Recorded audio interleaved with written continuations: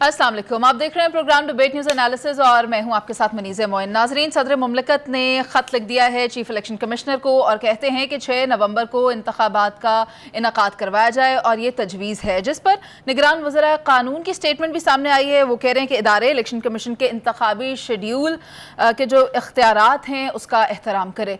इसके अलावा 9 मई के हवाले से मुकदमात में नामजद PTI रहनुमाओं को इश्तिहारी करार देने का फैसला कर लिया गया है। और शाह महमूद कुरैशी की भी एक स्टेटमेंट सामने आई है। वो ये कहते हैं कि मुल्क से गद्दारी की है तो बेशक मुझे फांसी दे दी जाए। बिजली का मामला भी सर उठाए हुए है। बिजली की कीमतें महंगी हैं और उस पर जो मामला सामने आया वो ये है कि parliament house, foreign office, FBR, वजारतें, सरकारी इदारे करोड़ों के बिजली के बिलों के नादहिंदा हैं। आखिर ये मामला क्या है? पैनल में मेरे साथ PJ मीर सर और जावेद इकबाल साहब मौजूद हैं, दोनों की राय लेंगे। खबर आपने सुन ली, PJ सर आप क्या देख रहे हैं, क्या तज्जिया आपका, सदर साहब की तजवीज़ को किस तरह देख रहे हैं? देखें, यहाँ 2 आर्टिकल्स हैं कॉन्स्टिट्यूशन के, हमने चलना है and we have to stand by the constitution.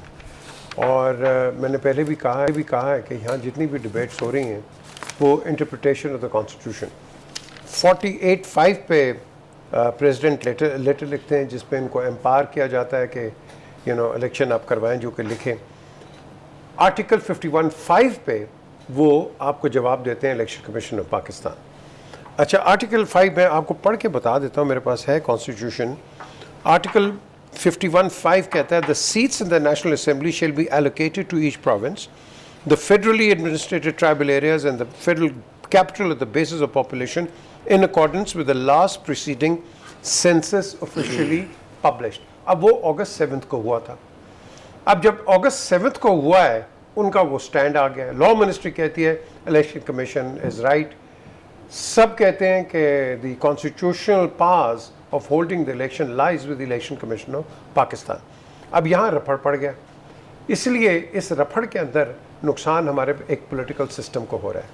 हमारे इलेक्शन कमिश्नर जो हैं वो कभी अमेरिकन एम्बेसडर से मिल रहे हैं, काउंसिल से मिल रहे हैं, फिर ब्रिटिश हाई कमिश्नर से मिल रहे हैं, लेकिन हमारे प्रेसिडेंट ऑफ पाकिस्तान से नहीं मिल रहे कि उनके डिफरेंस ऑफ ओपिनियन है, बिल्कुल ज़रूर हो।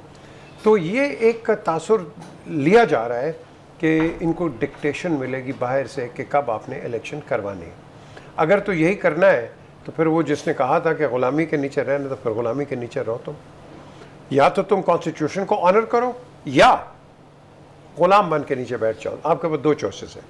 अब यहाँ मैं समझता हूँ कि एक डिबेट होगी, इलेक्शन कमीशन देगा कि नहीं। जिस तरह मुनीज़ आपने कहा है कि प्रेसिडेंट ने लेटर लिखा है, उन्होंने एक प्रपोजल दी है, ये नहीं कहा, ऑर्डर नहीं किया, बिकॉज ऑर्डर नहीं कर सकते। It is just a proposal and ये प्रपोजल अब कैसे एक्सेप्ट करेगी ये और करती है नहीं करती है इलेक्शन कमिश्नर, तो लेट्स सी कि व्हाट हैपन्स।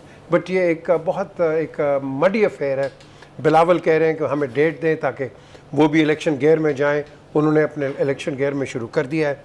उन्होंने PMLN को तनकीद का एक निशाना बनाना शुरू कर दिया है। बाकी पार्टीज़ भी हैं, वो भी इस बैंड वैगन पे चलेंगी। तो इन शॉर्ट कहा जाए तो जावेद, पार्टी अभी शुरू हुई है। PJ सर, अगर तजवीज़ दी है सदर साहब ने तो ये तजवीज़ असम्बलियाँ तहलील करने की पहले भी वज़ीर आज़म साहब की तरफ से आई थी और अब भी अगर वो एक तजवीज़ पेश कर रहे हैं तो क्या पेश करने से पहले उन्होंने वज़ीर आज़म साहब के साथ उस पर मुशावरत की? नहीं किए जी। देखे ना, वो तो मिल ही नहीं रहे थे उनको। अगर तो मिलते तो फिर बात होती, मिल ही नहीं रहे हैं वो। बल्कि उस वक्त ड्यूरिंग दैट पीरियड जो आप कह रहे हैं, ये तो फॉरेन आपके जो मिशंस के लोग हैं उनसे बातचीत कर रहे हैं। और भाई आपका ताल्लुक क्या है उनके मिशंस के साथ, ये मुझे बताएं। क्या will they tell you? Sir, यहाँ पर आईनी सवाल पैदा होता है फिर। नहीं, आईनी सवाल नहीं, ये एक मेरी नज़र के अंदर ये डिग्रेडेशन का सवाल पैदा होता है। ये कॉन्स्टिट्यूशन के डिग्रेडेशन का सवाल है। मेरा कॉन्स्टिट्यूशन क्यों जावेद, मेरा कॉन्स्टिट्यूशन क्यों कोई और डिस्कस करे इसके अंदर? देखें सर, आइन बड़ा क्लियर है, इसमें कहीं इबहाम नहीं है। इबहाम हमने खुद क्रिएट किए हैं अपनी सियासी ज़रूरियात, अपनी पॉलिटिकल मैनेजमेंट और किसी ताकत के एडवाइस पर, कन्वीनियंस, उनकी कन्वीनियंस के लिए। अदरवाइज आइन में तो बड़ा क्लियर है, 90 days, not later than 90 days. हमें चूंकि सूट नहीं करते इसलिए हम इलेक्शन 90 डेज में नहीं चाहते, इसलिए हम लास्ट मोमेंट पे हमने मर्दमशुमारी वाली अप्रूवल देकर एक लुच तल दी कि आईनी तौर पे कोई एक हमें लॉजिक मिल जाए। अच्छा, अभी ये स्टोरी चल ही रही है कि किसका अख्तियार है किसका नहीं है, सदर ने अपनी लूच डाल दी। मतलब इससे ज्यादा प्रेसिडेंट मतलब गोलमोल क्या, मतलब यार आई मीन पूरी कौम को पागल बनाने वाली बात है। और विकेट के कोई तो खेलते हैं दोनों तरफ, इन्होंने चारों तरफ खेलने की कोशिश की है। मतलब वो अपनी पार्टी को भी खुश करना चाह रहे हैं। अच्छा, जो दो बड़े ऑफिसर से मिले थे उनको भी खुश करना चाह रहे हैं। थर्ड एम्पायर भी हो दें। अच्छा, और कभी कहते हैं कि ये अख्तियार मेरे पास था। और भाई अख्तियार आपके पास था तो जब प्रोविंशियल असेंबलीज का मामला आया तो आपने तो कंप्लीट जो एग्जैक्ट वर्ड ये था कि I hereby announce the date provincial assemblies के इलेक्शन की, और इसमें कह रहे हैं कि जनाब should be held, proposed should be held मत, और उसके बाद शुड बी हेल्ड कह के आगे फिर वो क्या कहते होते ना तीतर ना बटेर वाली कहानी स्टार्ट करके कह रहे हैं कि इलेक्शन कमीशन अगर समझता है तो वो रहनुमाई ले ले किसे, सुप्रीम कोर्ट से।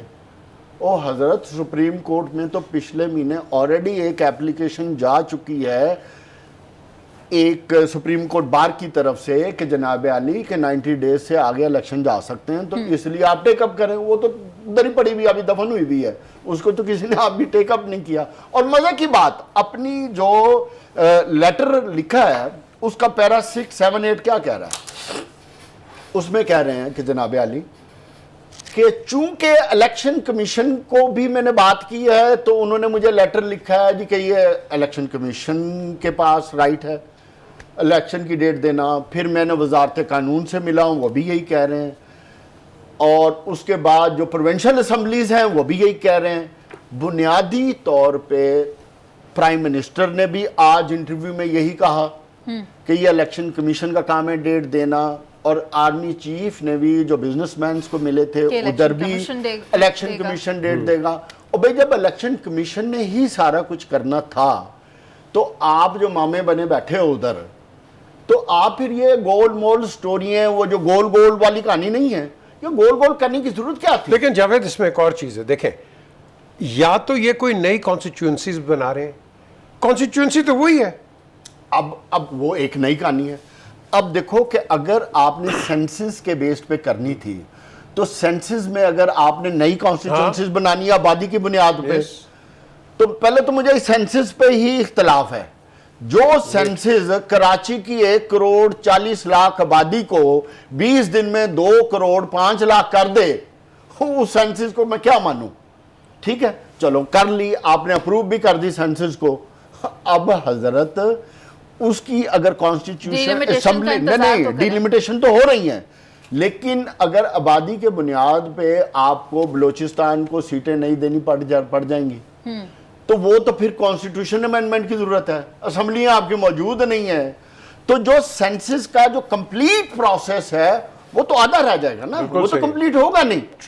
तो बुनियादी तौर पे इन तमाम पॉलिटिकल पार्टीज ने, इलेक्शन कमीशन ने और इंक्लूडिंग सदर ने, सब ने पूरे पाकिस्तान के आइन को अपहाज किया, इसको जंगलूद किया, इस पे ताबड़तोड़ हमले किए और इसको इतना जख्मी कर दिया कि आज पाकिस्तान की सियासत में आइन इररेलेवेंट हो गया। और वो क्यों नहीं, वो क्यों, इसलिए कि इलेक्शन कमीशन ने अपना होमवर्क पहले नहीं किया। नहीं, बहुत होमवर्क किया हुआ है। कहाँ किया? और Why are they not prepared? अच्छा, मेरी बात सुने, एक बात आपने प्रपोज की है, उसके ऊपर जो निगरान वज़ीर कानून है वो ये कह रहे हैं कि इलेक्शन कमीशन के इस इख्तियार का एहतराम करना चाहिए इदारों को, तो इदारे क्यों नहीं कर रहे?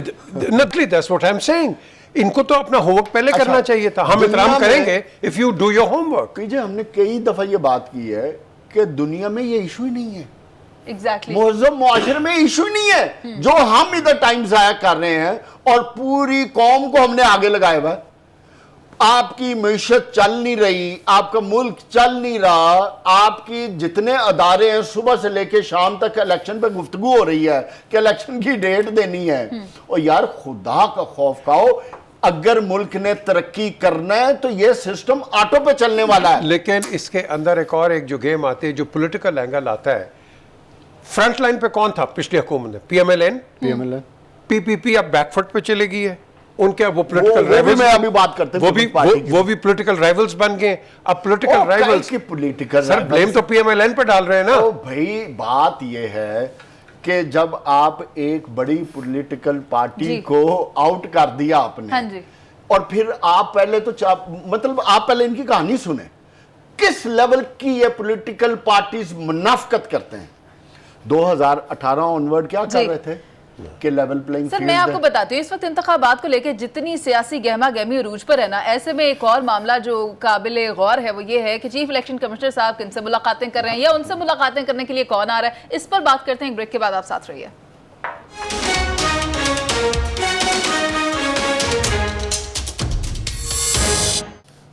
Welcome back. Chief election commissioner की मुलाकात हुई है आज बरतानवी हाई कमिश्नर से, और उससे पहले 2 मुलाकातें अमरीकी सफ़ीर के साथ भी रहीं। अब सवाल ये है जावेद साहब आपसे कि क्या वजह है इन मुलाकातों की जो सुबह दोपहर शाम हो रही हैं? क्या तारीख वहाँ से आनी है या फिर क्या मामला है? देखो, इंटरनेशनली जो चीज़ें होती हैं वो इंटरनेशनल प्लानिंग ये होती है कि उनके कंसर्न होते हैं। कंसर्न क्या होते हैं? ह्यूमन राइट्स के और जमहूरियत के। जितने मुअज़्ज़म मुआशरे में अल्हम्दुलिल्लाह हमारे तो ये कंसर्न नहीं है, साड़ी तो डेट ही नहीं है फाइनल हो रही, तो उनके ये कंसर्न होते हैं ह्यूमन राइट्स और जमहूरियत पे। बुनियादी तौर पे ये वो टूल्स होते हैं जिससे वो किसी भी हुकूमत को ब्लैकमेल करते हैं, क्योंकि इन्होंने फंडिंग करनी होती है।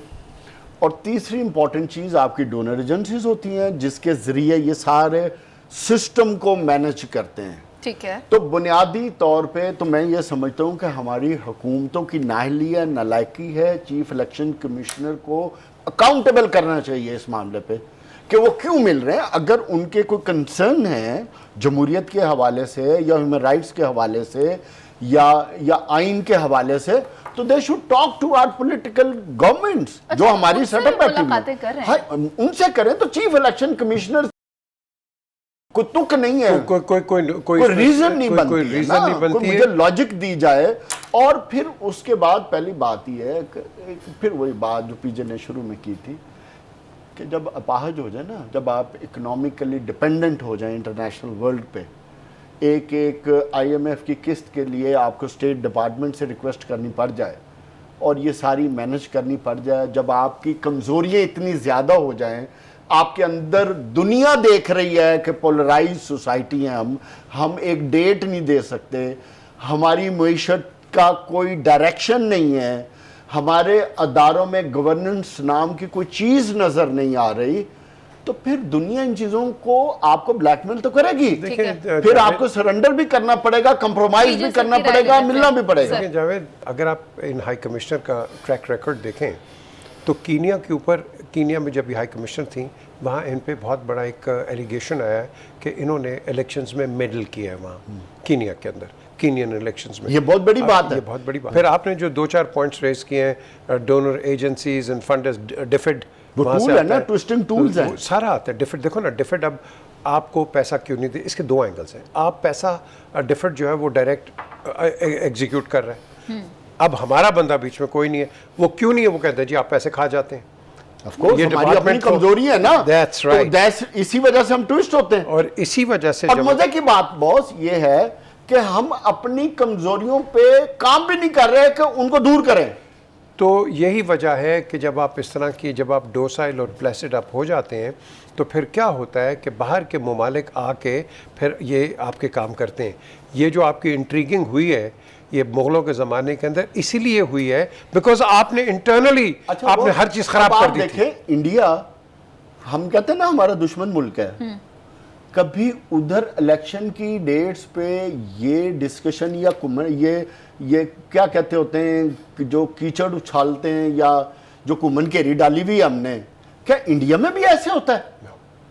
अगर उधर नहीं होता है तो हम किस डायरेक्शन में जा रहे हैं? अच्छा, हमें बिलावल क्या करना चाहते हैं? भुट्टो साहब की स्टेटमेंट, अब बिलावल भुट्टो ज़रदारी को देख लें, और भाई आप ECC में तो आप स्टैंप करके आए, आपके वुज़रा भी बैठे, आपका चीफ मिनिस्टर भी बैठा। सर आपने मुझे बिलावल की स्टेटमेंट नहीं बोलने दी। अच्छा, मैं बिलावल की स्टेटमेंट ये बिलावल है से कि पहले सिर्फ- एक सेकंड, और अब क्या कहते हैं, we will come on to that. वास्ता कोई डेट दे दो, 90 दिन दे दो, 100 चलो दे ये दो, तो 120 रिपीट हो दे गया दो। जावेद। देखिए बात ये है कि हमने अपने आप को देखना है कि व्हाट आर वी डूइंग। हम किसी बाहर के मुल्कों के अंदर हम कभी इंटरफेरेंस नहीं करते, हमारी कोई गवर्नमेंट किसी ने नहीं किया। एक अब बाहर से आके अगर लोग आपको डिक्टेट करेंगे तो इंप्रेशन क्या बनेगा, हम करप्ट हैं, हम बेईमान हैं। आप वो कहते हैं ना आ बैल मुझे मार वाली एक सिचुएशन है। तो मेरी नज़र के अंदर से इलेक्शन कमिश्नर ने इनको पहले इनको नहीं, रिजाइन, तो फिर जो कैदी नंबर वो छोड़े सर, 804 वो छोड़ ठीक दें। कहता था सर उसको छोड़े, वी आर नॉट तो टॉकिंग जंजीरें तोड़ा सर, दें। Sir we are not talking about him right now. What we are talking is the dynamics which are omnipresent dynamics के अंदर हमने देखना है कि क्या ये जो जितना भी लेकिन गंद मैं है आपको हमारे एक पे चीज़ आएंगे। बताऊं माजरत के साथ, ये कैदी नंबर 804 का ही चक्कर है कि ये जो सारी कुमनखेरियाँ चल रही हैं, चाहे इलेक्शन को डिले कराना हो, चाहे सेंसस का बहाना बनाना हो, चाहे केसेस हों, चाहे साइफर हों, चाहे इंटरनेशनल एजेंसीज की मुलाकातें हों, रौला सारा कैदी नंबर 4 का ही है। अच्छा, ठीक है। नहीं एक आपको सेकंड बिलावल वाली बात- सर, एक कहानी है, what goes around comes around. आप सही कह रहे हैं। बात ये है कि अगर आप ये करोगे तो फिर ये भुगतो। तो नवाज वो शरीफ- कहते हैं you to live by the Nawaz sword, Sharif you ने- die by the Nawaz sword. Sharif ने भुगता ना, जब नैब को खत्म करने का मामला आया 18वीं तरमीम के दौरान, पीपल्स पार्टी ने प्रपोज किया 62, 63 को खत्म करने की, तो नवाज शरीफ ने नहीं माना, तो फिर उसी का रगड़ा खाया ना। क्या मुझे एक सवाल का जवाब मिल सकता है? जी, जी, वो please. ये है कि बिलावल साहब कह रहे हैं कि चीफ इलेक्शन कमिश्नर को नहीं पता कि इलेक्शन कब होने हैं, लेकिन एक जमात को पता है कि इंतखाबात कब होने ठीक कह रहे हैं। हैं। इशारा किधर है? इशारा ताकतवर हल्कों की तरफ है, वो खुले और उससे ज्यादा क्लियर बात करें। पाकिस्तान जमात में उन्होंने और लफ्ज- इलेक्शन की डेट यूएस एम्बेसडर ने देनी है। सर जमात का लफ्ज इस्तेमाल किया किसी एस्टेब्लिशमेंट का नहीं उन्होंने किया। उसकी वजह ना, फिर खुर्शीद शाह ने उसके आगे एक बयान भी दिया ना, उसने कहा है कि फवाद हसन फवाद को जो मिनिस्टर बनाया जा रहा है, तो इसका मतलब है कि ये इंटरन सेटअप पाकिस्तान मुस्लिम लीग नून की कंटिन्यूएशन है।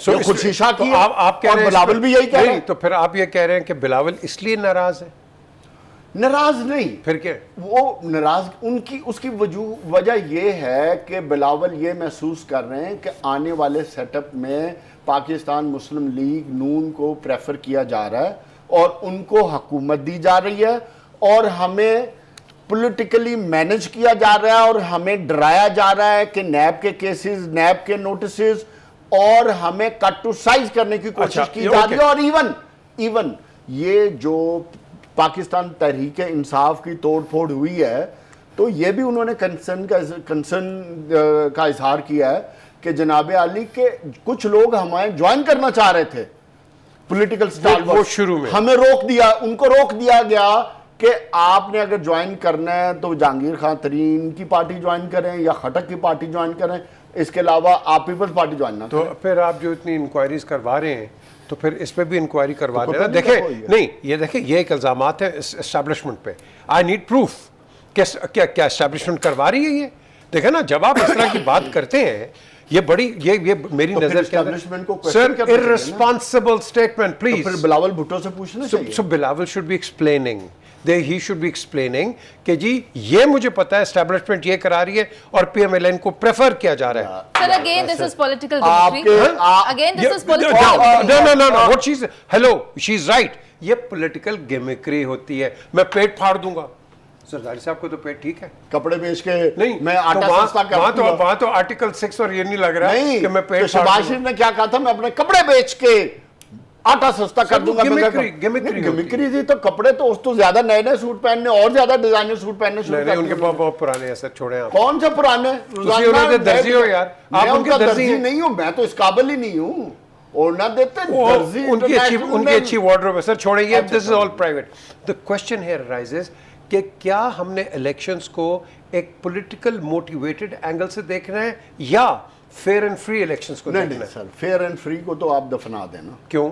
दफना इसलिए दें कि जो आपने पहले 2 सूबाई असम्बलियों के इलेक्शन को सुप्रीम कोर्ट के ऑर्डर को ना मान के हशर नशर किया, तो इसका मुकाफात अमल तो होना है, जो आप पहले कह रहे थे ये इन्होंने भी तो भुगतान करना है ना।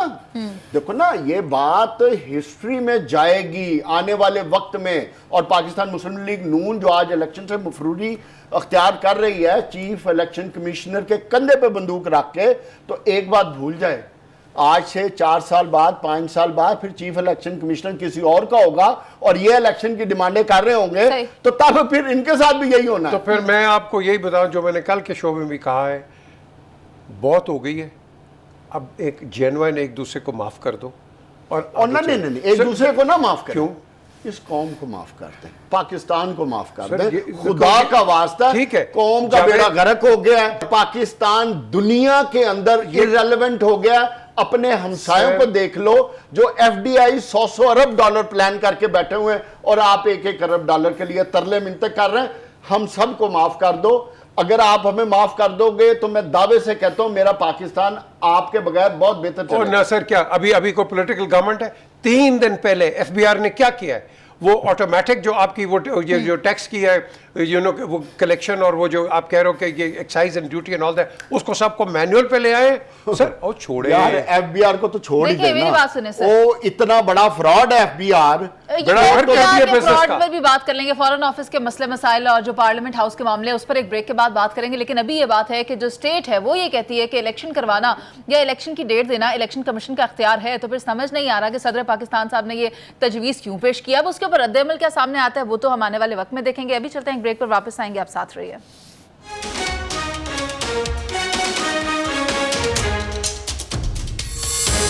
Welcome back. पार्लियामेंट हाउस, दफ्तर खारजा, एफबीआर, वजारतें, सरकारी इदारे करोड़ों के बिजली के बिलों के नादहिंदा हैं और बिजली के बिलों में रिलीफ नहीं मिल सक रहा। IMF ने सनतों को दी गई रियायत भी वापस लेने का मुतालबा कर दिया है। अब ऐसे में अगर हुकूमत अपने ही इदारों के बिजली के बिल अदा नहीं कर रही तो फिर अवाम को क्यों झटके लगाए जा रहे हैं बिजली के? ये सवाल मेरा पीजे सर आपसे है। देखें, हमें सबको पता है हमारा कैंसर क्या है, बीमारी क्या है।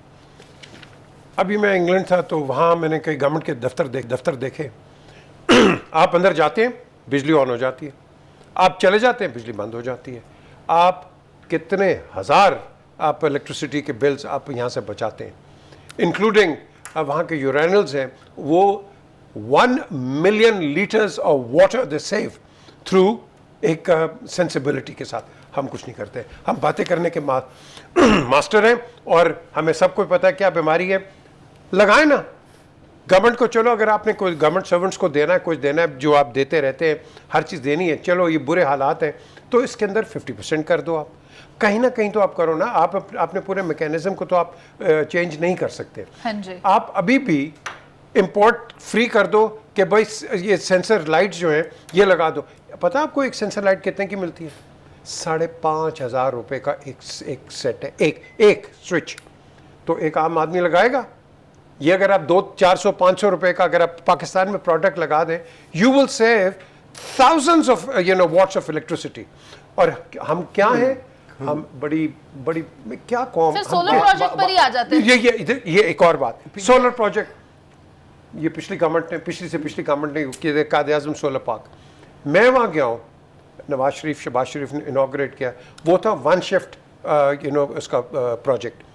वो जो इंजीनियर था उसने कहा सर ये बड़ा गलत काम किया है, हमें डबल शिफ्ट पे है कि सिंगल शिफ्ट पे तो आप उसको इंडस्ट्री को फीड कर लेंगे, रात को क्या होगा? उसको चार्जिंग का भी टाइम चाहिए। यही अगर उसकी बैटरी रात के लिए भी होती डबल शिफ्ट तो we would have done wonders. हमें पेनीवाइज, एक सेकंड, हमें पेनीवाइज एंड पाउंड फूलिश हमें। और देखो ये मुल्क बहुत बड़ा है, सोच छोटी है।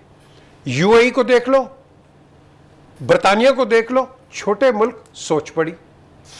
ये इसमें हम मार खाते हैं। मजे की बात है, सोच छोटी भी है और उसके बाद नेशनल सोच भी नहीं है, कौमी सोच भी नहीं है।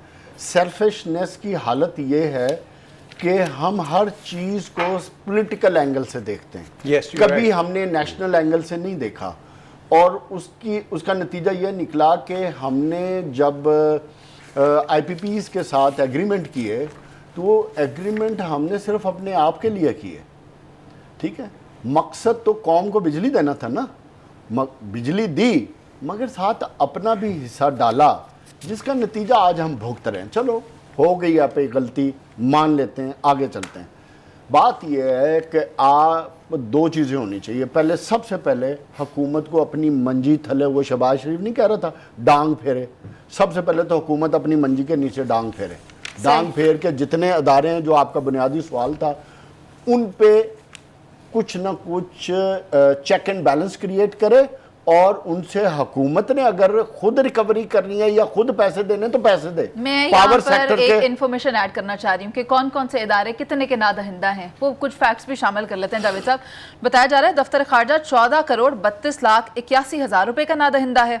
पार्लियामेंट हाउस बिजली के बिलों में 5 करोड़ 20 लाख, मैं सिर्फ चंद एक के नाम बता रही हूँ। काबीना ब्लॉक जो है वो 7 करोड़ 64 लाख। पंजाब हाउस बिजली के बिलों की मद में 51 लाख, जबकि पार्लियामेंट लॉजेस 10 लाख रुपए से जायद के नादहिंदा है। और कई नाम मैंने भी नहीं लिए। अच्छा, बिजली बढ़ती क्यों है? प्राइसिंग इसकी बुनियादी तौर पर डॉलर्स में होती है। आप जो IPPs को पैसे देते हैं वो डॉलर्स में देते हैं, आपका एग्रीमेंट ऐसा है, आपने डॉलर्स में फ्यूल खरीदना है और डॉलर के हिसाब से उनको पैसे हुकूमत बिल क्यों नहीं दे रही, आप मुझे ये बताएं। हुकूमत इसलिए नहीं दे रही कि हुकूमत आप नंगी है, फारग है, पल्ले कख नहीं है, कंगाल है, पैसे हैं नहीं है, नेशनल सोच नहीं है।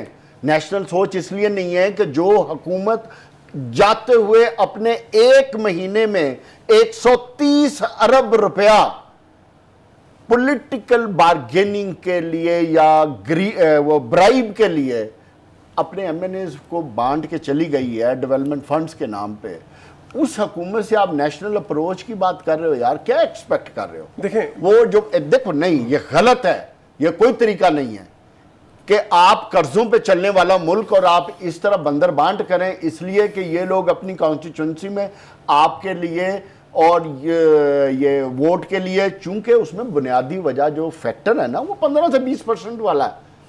अब ये एक सच है, अब इस सच को कोई एक्सेप्ट करे या ना करे, लेकिन हकीकत है ये आपके सिस्टम की एक बहुत बड़ी बुराई बन चुकी है। इस बुराई को किसी ने तो खत्म करना है। सर, लोग जब तक या अवाम इनसे तवक्को लगाए हुए हैं, क्या ये उनको रिलीफ दे पाएंगे अगर ये अपना ही काम नहीं सीधा कर पा रहे? कहां से इसका सिर्फ सॉरी सर, इनको अवाम से अगर कनेक्शन होता ना आपकी जमहूरियत की हालत होती, ना आइन की हालत होती।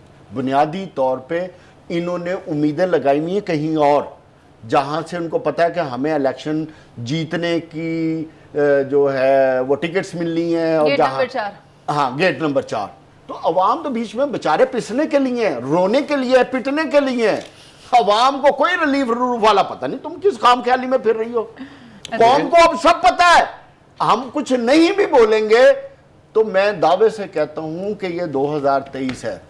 ये बात अब सबको समझ लेनी चाहिए। शऊर का जो आलम है, उस शऊर में सबको पता है कौन किस तरह मैनेज होता है, कंट्रोल करता है, चाहे वो इलेक्शन है, चाहे हुकूमतें बनने की बात है, जिसकी तरफ बिलावल ने तो खुले आम आज इशारा किया है ना, जो हम पहले बात कर रहे थे, ये वही बात है।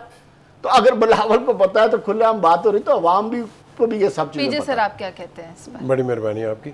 अच्छा, इधर सर, मेहरबानी इधर। नहीं, शुक्र है, नहीं वो टेप चल रही है, वो भी रुकती नहीं है।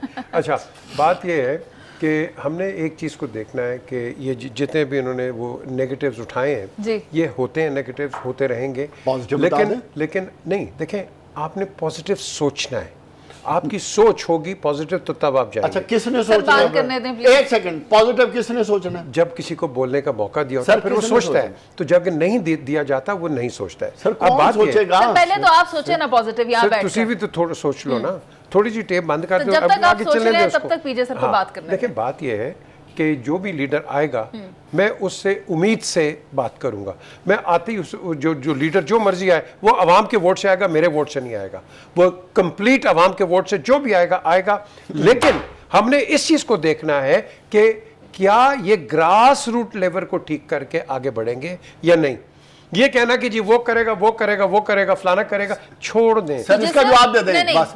अगर ग्रास रूट लेवल का इतना कंसर्न होता, मुझे बताएं इनमें से किसने लोकल बॉडीज के इलेक्शन कराए? उसका सिस्टम क्यों नहीं कंटिन्यू कर रहा है जो ग्रास रूट यहाँ मसला जावेद साहब, यहाँ मसला टॉप ऑर्डर पर है। ग्रास रूट लेवल पर तो कोऑपरेट करती है अवाम तो दे रही है। मैं कह रही हूँ कि टॉप ऑर्डर के ऊपर काम करने की जरूरत है, उनको सोचने की जरूरत है। अगर आप किसी को बात करें, मैं आपको बताता हूं, एक बड़ा बिजनेसमैन कराची छोड़ के फैसलाबाद गया है, मैं आज की बात कर रहा हूँ।